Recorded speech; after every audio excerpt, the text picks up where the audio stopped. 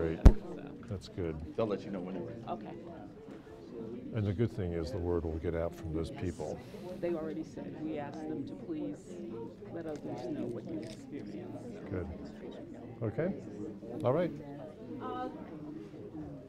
Good morning, everyone, and welcome. My name is Audrey Davis, and I'm the Interim Director of Professional and Organization Development.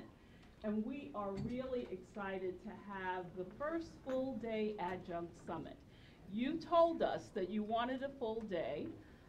We looked at a way of trying to do it, and Dr. Railey, who will be talking with you, provided the resources for us to do that. So this is something that we hope we'll continue to do each year, giving you information as well as workshops. And we're asking you to join us. Those of you who are able to participate and would like to be a part of the planning committee, please make sure you see one of us, and we'll send you information, and we'll be planning the upcoming year together based upon the input from you. So without further ado, I'd like to introduce Dr. Clay Railey, the Provost. Thank you, Audrey. Good morning, and it's nice to be here with you. I couldn't be here in January, and I don't remember why. I think I was up in New York for the weekend, and so that was already planned before I knew about the January summit. So I'm glad to be here finally with you, and I hope that you'll spread the word with your other colleagues who couldn't be here today. I know it's tough for adjunct faculty to get to campus aside from their teaching, because we've got full lives otherwise. So, and I began my teaching career in community colleges as an adjunct faculty, as most of us do. So I know what it's like to cobble together a life teaching at various institutions and so forth. So what I'd like to do this morning is talk to you about where we're headed as an institution. We've just created a new strategic plan. And as I go through that and share with you some data, which I sent to you all earlier this week anyway, but I just want to refresh your memories with some of this in case you didn't get it. At various points, I will emphasize how we're reaching out more fully to the adjunct faculty, because we want you all to be more integrated and more a part of our life here at the college. Adjunct faculty teach, at least this past year, taught just fewer than 50% of the students here. So you all have a huge role in our students' success. And I will be sending out those figures about the number of sections and the number of students that full-time and part-time faculty teach. But it was interesting to see you all teach nearly half of the students here. And with 19,000 students, that's a lot of students. That's a lot of lives. And that's what we're here about, is to change lives. For me, the mission of higher education is to disrupt our students' lives by cultivating their intellect. That, to me, is what we're about. Now, the college has a much prettier mission statement than I'm giving you, but nevertheless, they intersect substantially. So let me begin here. This is the new mission statement, and I'm not going to read this to you. And I will send out this, well, I think I did send out this. Did you all receive this PowerPoint from me? Well, I'll send it out anyway. But here's our mission statement. And again, emphasis on educational development, diverse populations, equity, cultural vibrancy. And it's great walking around meeting you. I mean, we've got the whole spectrum of learning represented in this room this morning, which is fabulous. The strategic goals for the college. Again, we as faculty are most tied into student success for learning, but the student success has a regional impact, and the way in which we teach, and I'm going to get to the organizational excellence indirectly with various comments this morning. Again, these are all very tightly connected and interconnected. So I think we're going to have for the next 3 to 5 years, the life of this plan, a very clear direction in which we're going to move. You, as members of Teaching, Learning, and Student Success, the largest division within the college, we manage all of the learning programs in the college. I don't use anymore the binary language of credit and non-credit. We are integrating workforce development and continuing ed with the general ed and the transfer faculties and programs. So now we've got departments that have both groups of faculties and directors involved in these various programs and departments. So what we're all about is empowering students to achieve their diverse goals. Again, the language is very much like the college's mission statement, so you'll see a consistency here throughout. And then when we take, again, the college's strategic goals of student success, regional impact, and organizational excellence in TLSS, we want to increase completion rates. We want to implement a system of regional partnerships that respond to the region's needs. And when I talk about the region, I'm talking about the whole DC metropolitan area, not just, not just Prince George's County. Of course, Prince George's County is our primary focus, but I grew up in DC, so this whole area is just an area. This is our market. And we don't want Montgomery College to eat our lunch, so, you know, not that I'm going to play into that competition, but anyway. So we're regional, and I think this is a huge component of our mission, but the community here puts the human right at the heart of it. This is geographical, this is human, okay?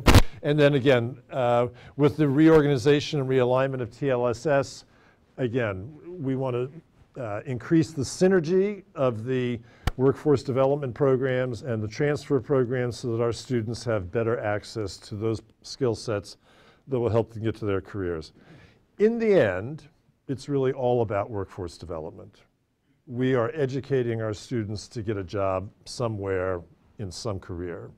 It's all about enhancing their skill sets to make them more attractive to in their career fields. So, you know, for better or for worse, we're not educating anybody here to go read Virgil in Latin underneath a tree, and that's all they do, okay? It would be lovely if you like that, but nevertheless, the realignment we're hoping is going to provide us synergies that will enable us to serve our students better. So, before I get to the data, let me just say one thing about the vision of the college that I've got. Since coming here in January and throughout these 8 months now, I have come to realize that Prince George's County is really on the verge of moving to a level of excellence that puts us on a national level where we have not been before.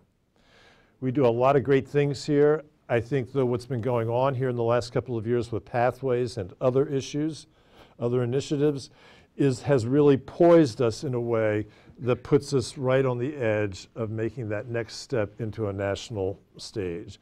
And let me give you a couple of examples. Computer coding is the new literacy. There's reading, writing, and arithmetic, and now there's coding. And when I got here in January, I said to the transfer faculty and the gen ed faculty, I said, you know, given the fact that coding is the new literacy, I think it would be ideal and wonderful for all of our students who go through the gen ed program here that they got some basic proficiency and fluency in computer coding. I'm not talking about a PhD in information technology from Stanford or MIT. I'm just talking a basic proficiency. I mean, when I was going through school, high school, I learned BASIC. When I was in college, I learned Fortran. But Fortran, I hear, is still around, which kind of amazed me. I thought that was kind of like Ugaritic, you know, and was no longer taught at all, but it's still used. Nevertheless, I think our students need to have a basic understanding of what makes their phone work, what these apps are about, and the smart homes that they live in or may live in, and so forth. Well, over the course of the spring, the IT faculty have, in fact, created a module in INT 1010, which all gen ed students had to take. They have created a module in there where now all of our students will learn computer coding. We are the only post-secondary institution in the state of Maryland that does this, and we are one of a handful of colleges in the country, outside of places like MIT and Stanford and Georgia Tech. We're one of the very few, and I mean very few, post-secondary institutions in the nation that require all students to learn some kind of computer coding. It's this kind of visionary approach towards our students' education that I think is poised us to be a national leader. We're also right now working on 3 or 4 major grants that will deal with apprenticeships in IT, that will deal with getting us hardware that will enhance our cybersecurity and our ethical hacking programs here. This vision, and whether we get the grants or not, is not as important to me as the vision that says, yes, we can do these. I mean, we're talking about a $12 million grant that will educate 5,000 people through apprenticeships and continuing education in their incumbent jobs in the IT field.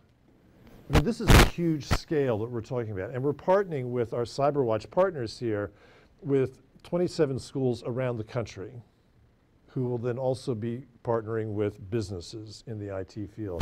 So the scope of the vision here, to me, again, is representative of where we are poised as an institution, ready to make that next step to the next level. One other element that I'd like to bring in here before we move on to the data and where we're going more specifically is service learning. For me, I think all of the education in the world is nothing if it doesn't lead to greater service to the community. And whether that service is remunerated or not, it's service that is the key. And so I would very much like to see, and we've begun a conversation with the transfer and gen ed faculty, that we will become a school known as the service learning school. Ideally, I think a great place for this to occur is in the English 1010 class. Every student has to take English 1010, make service learning a component of that. They've got something worthwhile to write about that's tied to their life, tied to their community. I think this is great. This is not to say that service learning can't happen in any other discipline. I think it can, or at least most of them. But my point here is, again, I'd like to see us become known as the service learning college in the country, where, again, all students who come here are engaged in some kind of service learning as part of their educational experience here. Now, again, some programs, this is more practical than others and less practical than others. You come here for a day-long seminar in flower arranging, probably not so much, okay? But you come here for an associate's degree of some kind, you come here for a certificate in IT of some kind, there's all sorts of opportunities built in there to do service learning.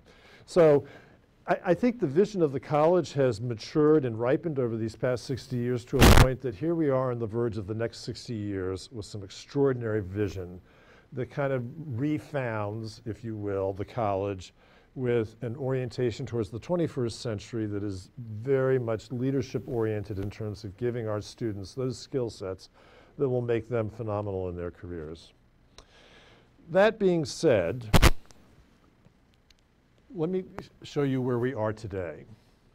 And again, one of the strategic goals is to increase completion rates. And you can see here the last cohort, the most recent cohort for which we have data, and the numbers here correlating to the colors, and this is not so bright that you may be able to distinguish the colors that easily. The blue, the dark here, is they complete in 2 years. The kind of orangey color, and excuse me to all the art people who may disagree with my color here, 150% is 3 years, and the kind of olive color here is in 4 years, 200%. So the base 100% is 2 years, 3 years, and 4 years. So you can see here that our graduation rate in 2 years is 3%. That's the very low side of a national average. National average is between 15 and 20. In 3 years, our graduation rate is 10%, and if you go to the last cohort for which we have data, 4 years, 2014 cohort, 12%. For me, the issue here is not the numbers as such, although there is a part of it where it is the specific number that's the problem. We do want to change, we want to move the needle. But for me, the point that I want to bring out here is, if you look at these numbers, there is very little change since 2007. My point is we have to stop doing things the way we've been doing them if we expect to move this needle, because what we've been doing has not been moving the needle. What we've been doing has been done with good intentions, informed by a lot of research and data, I'm sure. I'm not making any criticisms of the past. I'm new. This is where I'm starting. But what I can say from looking at the data, what we've been doing has not changed the needle. And we need to change the needle. We need to change the way we do things. So when we look at graduation and transfer rates, because graduation isn't the only thing, that we know that a lot of our students leave here before graduating and transfer to other institutions. I mean, moving forward, and this is more common throughout the country, but certainly we're going to make it more common here. Whenever we write these articulation and transfer agreements with other four-year schools, we're going to insist that our students have to graduate from here before they can transfer to those other places. So here you look at the transfer rates, and again, 2015 is the lowest, is the most recent cohort. You'll see transfer out in 3 years is 16%. So you add that to our 3% graduation rate, so we've got about 19% of our students either graduating or transferring out. One of my questions is, well, what happened to the other 81%? Where are they? Where did they go? And I'm working on getting that data, and I want to get that data for each program. I want to get that data for each of our developmental ed classes and so forth. But again, my point here is you don't see any statistically significant variation in the figures here.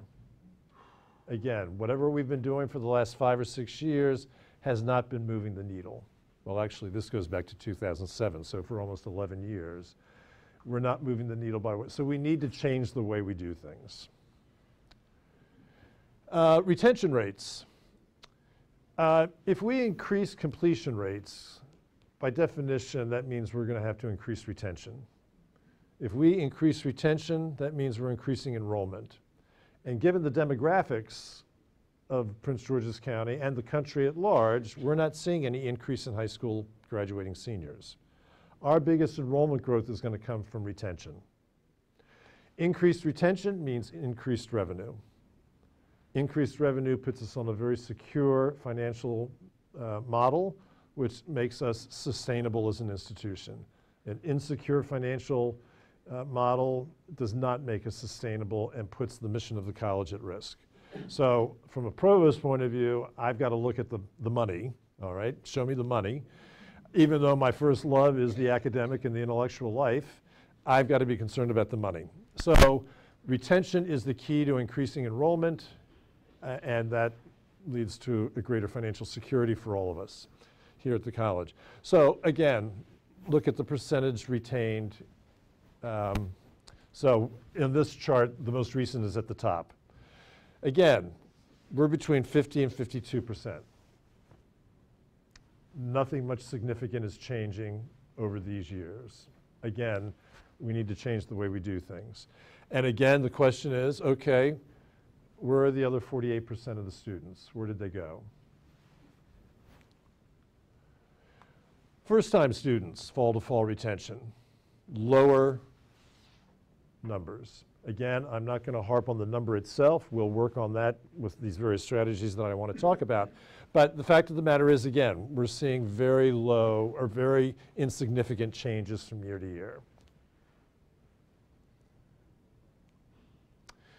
Developmental math. The same thing, not much change. And I know there's been a lot of change in approach and pedagogy within the math department to this developmental ed strategies, and so it's a little bit difficult to do apples to apples here, but this data is fairly representative both in the numbers itself and in the lack of change, is fairly representative of trends across the country. So again, Prince George's doesn't stand out here negatively or positively. This is what it is, and this is what it is. Math is a very difficult challenge for a lot of students. In English, we see a little bit more variety, although we're seeing a kind of a negative trend here over the last several years. And while there is, you know, an 8% difference between 2013 and 14 and 2016 and 17, again, I think there's room to reconsider how and we are, both math and I see Regina here, good morning, both math and English have made significant changes in their pedagogical approach to teaching for this upcoming year. And again, it'll probably take about a year or two for these changes to mature and really take hold before we see any significant changes. But I would expect in the short run we will see some changes. One other thing, if you're not aware, that we've done is that we have now adopted the verified, unweighted, cumulative high school GPA of new students, new high school graduates. Those who have a 3.0 or better, we now consider them to be college ready. They do not have to take the AccuPlacer. And we've already seen, since we started doing this late spring and throughout the summer, we have already seen a huge flip of the number of students getting into the credit English classes, for example, and fewer going into developmental English, a huge flip. Now we'll be tracking these students, we'll see how they do, and just to make sure that this is a fair metric. But again, across the country, there are states and there are community colleges who are using a 2.3, a 2.5, a 2.6 to determine college readiness. So Maryland is being a bit conservative as it institutes for the first time this use of the GPA to determine college readiness. So that's a hopeful thing, that we will see fewer students in developmental and therefore lose fewer students than we are now. And I will be getting longitudinal tracking data so that we can figure out what happened to these other 58% of the students who didn't make it to this retention figure. So anyway, that being said, let me just talk briefly, because I know we've got to get going here. Let me just talk about a few initiatives that I think provide some promise for us here. And one is pathways. And I suspect you've heard a lot about pathways. Let me just say very briefly, pathways was designed as a strategy to address a number of challenges that students have that keep them from completing their academic programs in the institutions in which they're enrolled. Two of the main issues that are challenges for students, they've had too many choices and not enough guidance through those choices. So Pathways says, all right, we're taking away almost all of your choices. If you look at the catalog now, you will not see a program's sequence of courses listed by semester. You will see it listed, here's the first course you take, here's the second course you take, the third course you take, the fourth course you take, blah, blah, blah. When it comes to electives within that sequence, the number of electives has been very dramatically reduced. So you don't have 500 elective choices for this one open elective. You've got maybe 3 or maybe 4. Over the past year and a half, the faculty here have done a great job, really leading work in creating these linear pathways with a more limited number of electives throughout that sequence. Again, the data shows, if you read an article from CCRC called The Shapeless River, you will see there, that for me is the text for all of this change. But again, the data is there that too many choices, students get lost, they leave, they never get their degree. The other issue is there were too many choices without enough guidance. And so the other strategy that we're implementing here is a mandatory advising program for all students. Now, the mandatory advising goes by a number of different names. It could be case management, intrusive advising, mandatory advising. There are a number of phrases, monikers in the industry, if you will, that people use. The point of it is, though, is that students come on board here, they meet with the professional advisors, they get there, they decide which career pathway they want to get on. Within that career pathway, they figure out what's their program that they want that's going to give them the skill sets they need to start that journey to the career. And then they've got the list of courses in the sequence in which they need to take them. And so with that original advising session, The students figure out, am I full-time, am I part-time, blah, blah, blah. And so they get an educational plan together. The next term for which they need to register after this first one, they need to see their academic program advisor and have the conversation, okay, what am I going to do next? And they have to get their program advisor's approval before they can register for the courses that they want. And it's not a matter of us saying you can or can't take this course. We're dealing with adults. We're dealing with autonomous moral agents. The decision is theirs. We're here to help them reflect the decision, make sure that they've thought about the implications and they've thought through what they're going to do, and that within that, those sets of parameters, that they've made a good decision here. Now, we may challenge them on certain, well, do you have enough money to pay for the books in that course and take all these courses? What's the deal here? Do you have enough time? Blah, blah, blah.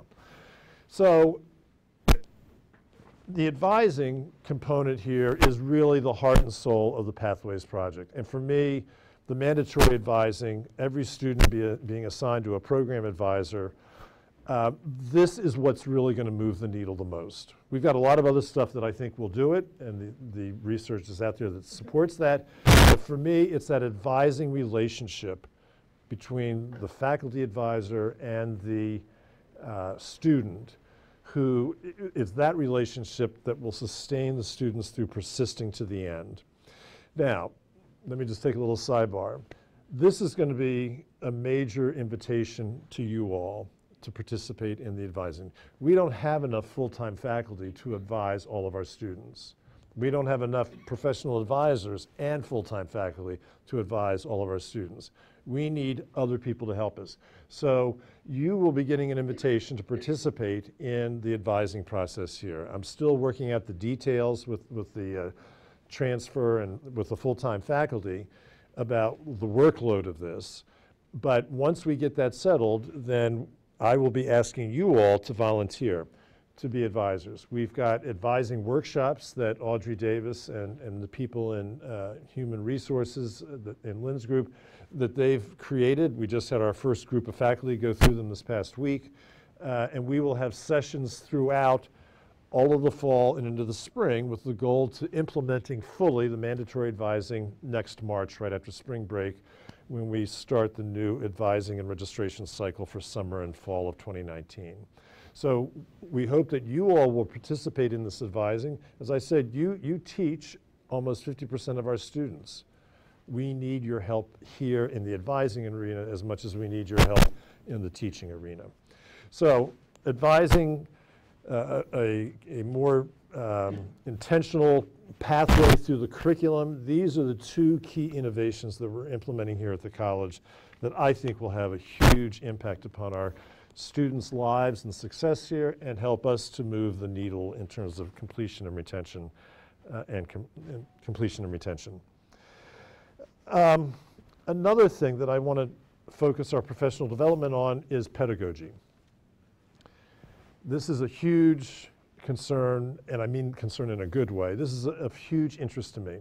And I would challenge all of you, as I did to the full-time faculty on Monday, to consider pivoting your pedagogical approach, if you haven't already, so that it's research-based.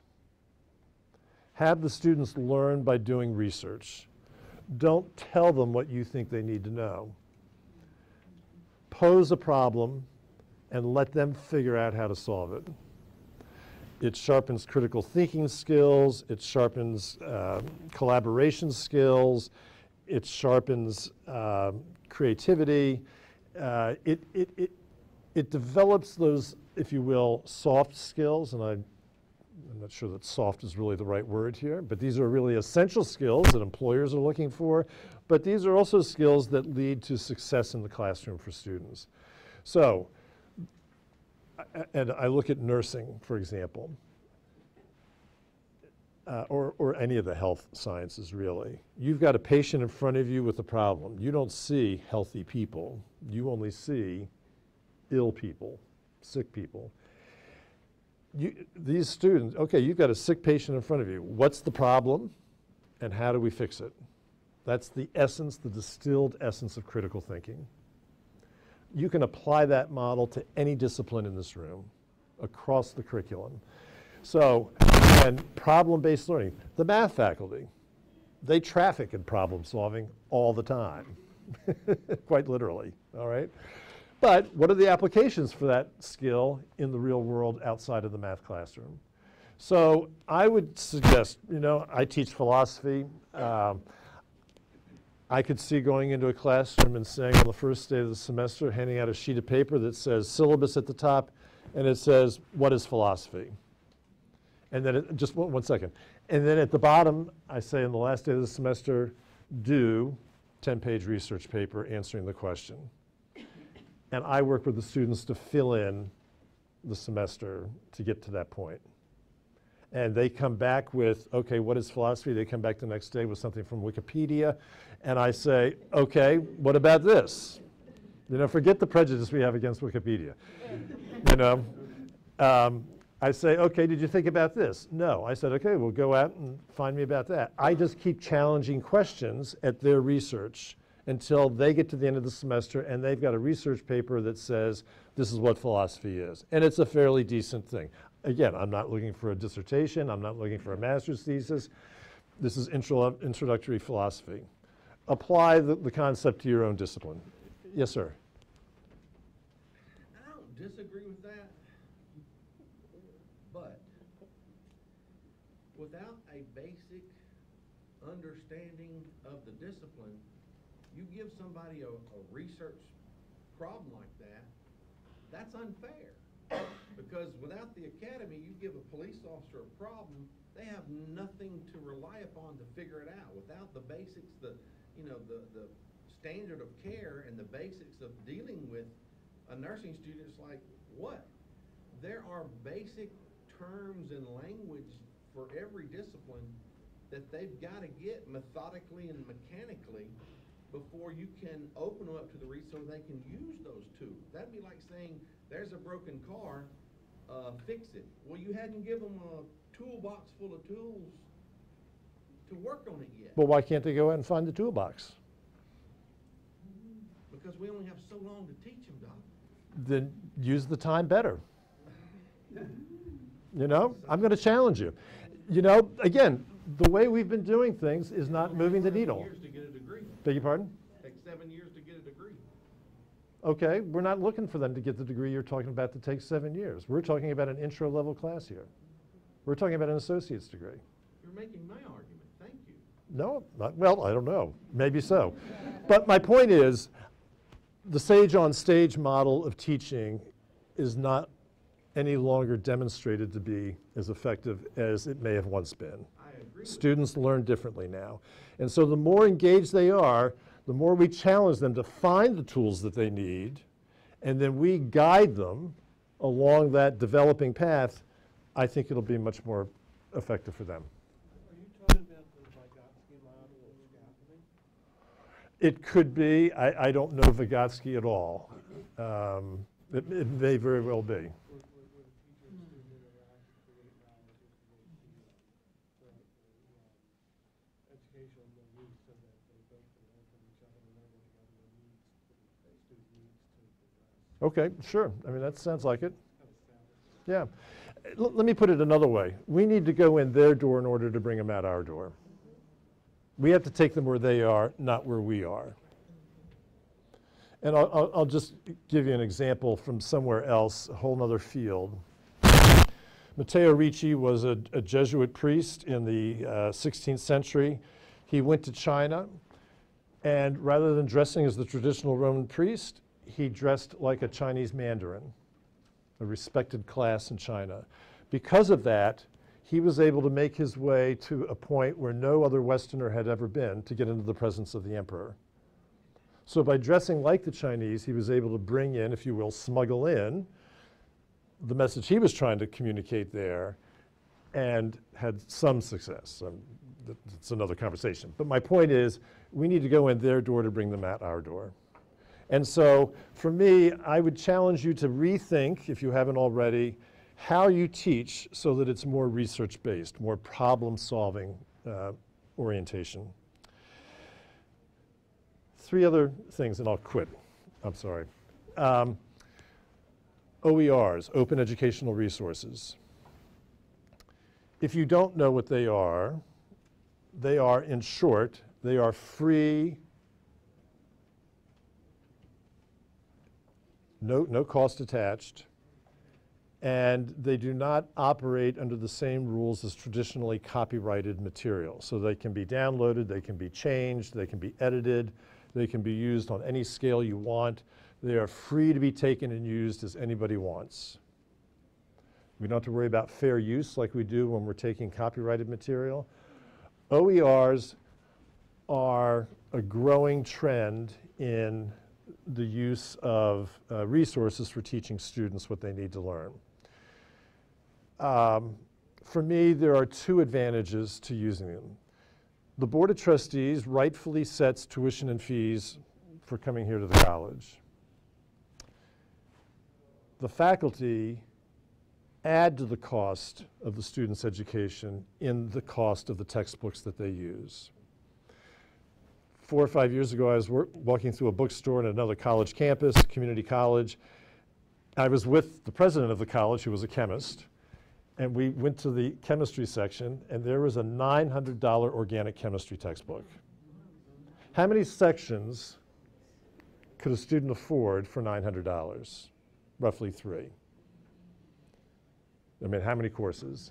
So we need to think about the cost of the books we expect our students. It makes a difference. And again, the research is out there. It makes a difference in the number of sections a student can take in a given semester, given their limited financial means and the cost of the textbooks and other learning resources associated with those courses. All legitimate. I'm sure that organic chemistry teacher thought this was the best organic chemistry book in the world. I have no doubt about that. But it was $900, you know? You know, our nursing program, those students are taking the same NCLEX exam that the nursing students at Harvard are taking and Johns Hopkins. We need to give them the best learning resources we can. Can we do it for less cost than we're doing it right now? Yes, we can. I hired a nursing faculty in another college who did her entire nursing education with OERs because she couldn't afford the books. So from her RN to her BSN to her master's to her MSN, she didn't spend a penny on resources. It was all through OERs. We are going to be doing a lot of professional development over the next 2 years for faculty. I'm forming a committee, and I'll come out with it formally in the next week, a committee to look at, to create a systematic plan for us going forward. Yes, ma'am. Could you tell me again what OER is? Open Educational Resources. Yep. I mean, there's workload for faculty to adopt these OERs rather than using the textbooks that we use now in their table of contents, the kind of scaffolds, if you will, the syllabus. There's the sustainability issue. There's the UDL, Universal Design for Learning, the accessibility issue for students. We've got to make sure that these online resources are accessible for students who have different capacities for engaging with materials. So there are a number of issues here. But there are schools, again, I'm going to bring up Montgomery because they just tweeted something the other day. I mean, this past year, they saved their students $1 million. So it's my goal that by 2020, every student in this college has an option to use an OER in whatever section they're in. Now, there are some disciplines, I understand, where this may not be so immediately realizable. I look at English literature classes, well, American literature, for example, Hemingway. Shakespeare hasn't written anything new in 450 years. Okay, we can do an OER of that. But then you've got the notes that go with the traditional editions of Shakespeare, and so there's that issue as well. But Hemingway is still under copyright, and we want to teach Hemingway. Okay, I get that. There may be allied health career areas where the OERs have not really matured in their viability as alternative resources to the print text right now.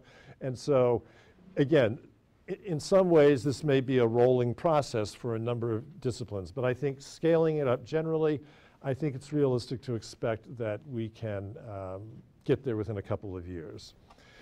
Another area that we have to work on elevating is our online learning.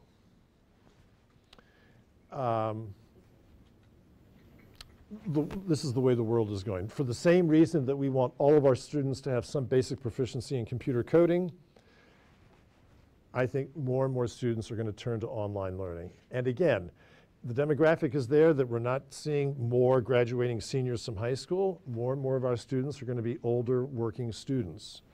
They've got schedules that don't lend themselves to coming here twice a week, 8 to 12. I'll give you an example from another place that I worked. We started well, there was a criminal justice program. And so what we did to reach out to the incumbent law enforcement agency people in the area, we gave them 30 credits for their police academy or whatever academy they went to. We gave them 30 credits for those credentials. And then we put the other 30 credits that they needed to get their 60 credit criminal justice degree, we put it all online and in accelerated sessions. So they were 7.5 weeks. And so in a year, they got their associate's degree. Again, that model works for that group. I'm not saying that that's a model that can be replicated everywhere across the board. But my point here is that with incumbent workers, we have to acknowledge that they've got a system that doesn't make coming to any of our campuses realistic or helpful. So online learning needs to be elevated as an option for our students. And finally, we want to get to having a 2-year schedule. And again, this gives students a better way to plan. And in the context of the 2-year schedule, the first year will be fully staffed, fully timed, all the modalities represented, so a student can look at that for a full year. And we're going to roll this out so that in the spring, when students begin to register for the next summer, they will be able to see summer, fall, winter, and spring, fully staffed, which means we will be coming to the adjunct faculty and saying, okay, throughout this next year, what sections do you want to teach? So our hope is to be able to commit to you for a year, sections that you can count on. We want to make this an 85 to 90% guaranteed schedule so that the havoc that we wreak on ourselves and on our students in the last week prior to classes beginning doesn't happen like it does now. So again, if you're in that 85 to 90% area of the schedule, you can pretty much count that you're going to have that section.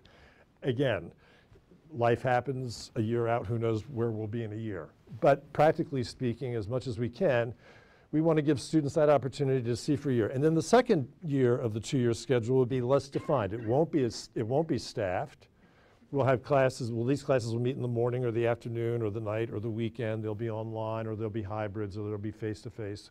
So they'll still be able to plan, but not with the specificity of the first year schedule. So then we'll just keep rolling through this 2-year schedule.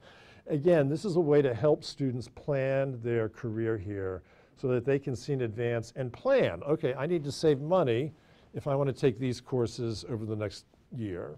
You know, if I can see what's there, I know what I've got to do for money, I know what I need to do with time and my work and whatever the case may be. So again, I think giving students a 2-year schedule to look at and to plan with will be a great service to them. And more schools are moving to this. I was just at a meeting over at Anne Arundel Community College a couple of weeks ago where a number, like 10 or so of the community colleges in Maryland, most of which have not adopted this software that we have, Ad Astra, we're talking about doing this. And let me just talk about what Ad Astra can do for us and how this schedule is going to be. The schedule that we're going to create with this is going to be student-centric. Ad Astra will go into our colleague system and it will scan the degree audits of all of our students. It will find out, and I'm using very common language here, so excuse me, but it will determine where our students are in their program, what courses they need, and in the aggregate, how many sections we need, how many seats we need for students to complete these programs, and it will throw out a schedule based on that analysis. Now, we can't use it 100% because we do know that there are certain circumstances that Ad Astra can't capture. And like with advising, like with pathways, we have to always remain flexible. You know, these are not ends in themselves. The only end in itself is the student and the student's progression and achievement of the goal. The rest of these devices and innovations and strategies are just that. They're secondary to the end, which is the student's achievement of the goals. So, but we will use Ad Astra and its predictive analytics to create a schedule that is student-centric and is based upon the presumption that if these classes run, and again, that's why the goal of an 85 to 90% guaranteed schedule, students can know, okay, I'm going to plan for this, I'm going to save money, I'm going to rearrange my work schedule, whatever the case may be. I can achieve my goal and complete my program here, done. And they've achieved the success that they've come here to achieve. So these are some of the initiatives that I think, and that the research out there says, will move the needle on the data that we were looking at earlier. I see some people here to talk, and Charlene Dukes is here to talk, and I don't want to steal her thunder, not that I could anyway, but, but anyway, yes ma'am. Are you ready for questions? I am. How much time do we have? Okay, sure. When will you consider waiving tuition for the nursing students? As an example, New York University is now waiving medical school tuition. When will you do that for the nursing students here at Prince George's Community College? I don't see that happening anywhere in the near time future here. I noticed I put the when. I think it's a great idea. But you know, but I have to say, well, do you want to say something? Are you going to talk about the Two Promise program? No, well, go ahead. Okay. You can. So, we're in Maryland, and by the way, I'm Charlene Dukes. I have the pleasure of serving as the president of the college. And I didn't have any fruit, but I will tell you the coffee is really good. And I'm glad that you all certainly packed your patience in terms of getting in here this morning. But Maryland is in many ways a leader in higher education when we talk about our community college and our public 4 years and our private 4-year institutions. When it comes to paying for education fully, we're still lagging a little bit behind. So we're looking at the work that's being done not just in New York State, but certainly in Tennessee and Oregon and some other states that have taken a giant leap forward relative to educating the residents of their state. So there are two things that are happening right now. Last year, County Executive Rushion Baker gave us about $2 million in order to support a Prince George's County Promise Scholarship Program. Today, and starting, I guess, Monday, we'll have close to 200 students who will benefit from having, in essence, free tuition. So they have to meet certain criteria. 2 years out of high school. We're also looking at GED students, even though they're not eligible right now. We look at all of their Pell Grant and other kind of assistance they have, and then we close the gap on whatever dollars are remaining, and we're also giving money for books and supplies. So that's the first thing. The second thing is, in this past legislative session, Governor Hogan signed the Maryland Community College Promise Scholarship Bill into law. It will go into effect for those students who are starting in the fall of 2019. They are both what we call last dollar scholarships. There is criteria to be considered eligible for the program, and then to be considered as a continuing student in the program. So we have about $2 million where we've been able to help students, and we have from our foundation probably another $200,000 where we are able to help students who don't meet the eligibility requirements for the Prince George's County Promise Scholarship Program. So when Maryland put $15 million in, a student can get up to $5,000. And what we've been doing is we have signage up everywhere. We've been tweeting about it. It's on our Facebook. We're using all of the social media mechanisms. And actually, if you open and read the President's weekly message, all of this has been in the weekly message, along with the contact person. Should you or the students you serve, the students you teach, have any questions about it, we'll make sure to send information out again on Monday, because a student could have registered for classes, didn't know about it, and if they meet the criteria, Kimberly Johnson and her team out of Student Affairs will go back and look at the student and see what we can do. So, but I will tell you that we are probably a long way off, a long ways away from what New York State has done, but it is not for lack of trying. And as we continue to move through the elections, we'll be talking to the new county executive around increasing the dollars in the program that we currently have. And what I will tell you is that $2 million, it's about 1.7, but I rounded up because I have optimism that we're going to get there and beyond. We'll talk to them about other ways that we could look at the program and who might be able to benefit from it. You should also know that for a student coming out of high school who participated in dual enrollment while they were still in high school, if they come to Prince George's Community College directly from high school, they're getting a 50% tuition reduction. So there are all kinds of things that we put in place to deal with this thing called affordability on the tuition and fees side, as I heard Clay talk about OERs and what we can do in terms of reducing the cost of books. We will continue to work on it, and we'll continue to make sure that our college community is apprised of our work, and we'll let you know when you need to be advocates for us in other ways as well. Okay, Clay? Thanks. Yeah. Point of clarification, Dr. Dietz, on the $5,000, is that per semester or per year? Per year, Okay, thank you. per year. Yes, sir.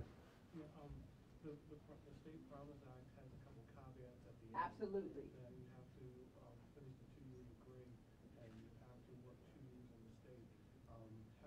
Otherwise it turns to a loan that you have to repay. How does that affect transfer students, and how does that affect students who are going into a 4-year college right after graduation? Well, it's my understanding that we have a group of presidents. I served this year as the chair of the Maryland Community College President's Council. We have a couple of presidents that we've assigned to meet with Secretary Fielder and his staff as they craft the regulations around this work. And I know that that has come up, and what they're thinking about is if a student transfers immediately, that would not turn into a loan, you know, that they would have sort of forgiveness during the period that they're getting their bachelor's degree. They're also required to work in the state. The Prince George's County Promise Scholarship does not have those kinds of caveats. But absolutely, so we're actually working on the regulations and the rules right now to ensure that students benefit as much as possible and they're not held hostage too much, you know, relative to the scholarship. And we'll be sharing more about that because it means that any student across the state of Maryland $50 million doesn't go far when you think about the fact that community colleges are serving 52% of all students who are enrolled in higher education in the state of Maryland. Follow-up question. How does the funding also affect control of curricular activities for community colleges? I know I worked for years in the school system, and I resigned from it because I totally lost control of my curriculum because of state and federal funding, dealing with testing and that type of thing. Well, we don't have those same kinds of requirements that public K-12 has. You all know that I served on both Prince George's County Schools Board of Education, and I served on the Maryland State Board of Education. So in higher education, we don't have those same kind of requirements. So it doesn't impact us in terms of what's taught and how they are taught in the classroom. Those are still decisions that are local to the institutions. But there are some things that we take part in where there are some federal requirements, and you're going to hear about that when Student Affairs comes in the room.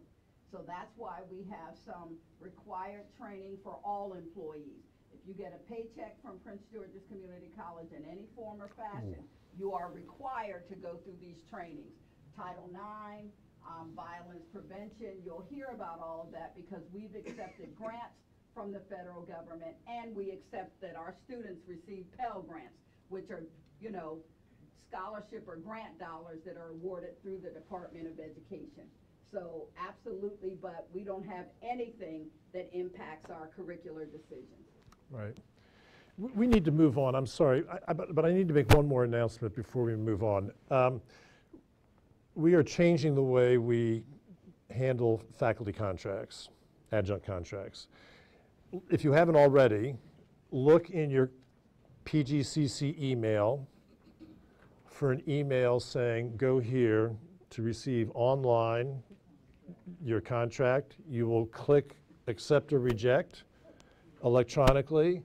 It will come back into the system and you'll be paid September 21st, the first date. Okay? So we're shifting to an all electronic process here, no more paper. You'll see a PDF. You can print that out if you want. It'll have your signature on it. It'll have Charlene's signature on it. But everything is official and legal and so forth within the whole work stream within the system. So we're rolling it out very slowly just to make sure that there are no errors. So I just advise you check your PGCC email over the next couple of days and you'll see it. One of the benefits to this in the future, and I think it could happen as soon as January, is that you will not have to wait until 3 or 4 weeks into the term to get your first paycheck, that you could be paid in the first pay period within the semester if you've returned your contract electronically when you get it. So we're trying to make this as easy and as timely for everybody. So just check your PGCC email. Thank you. And well, I know that we're going to go for a break and then I'll be back. Oh, okay. So whatever I have to say will be shortened so we can then answer any other questions you have, okay? Okay. We're going to have a break while we get ready for the next speaker, and Dr. Railey will be outside if any of you would like to talk with us. Thank you so much. Thank you so much, sir.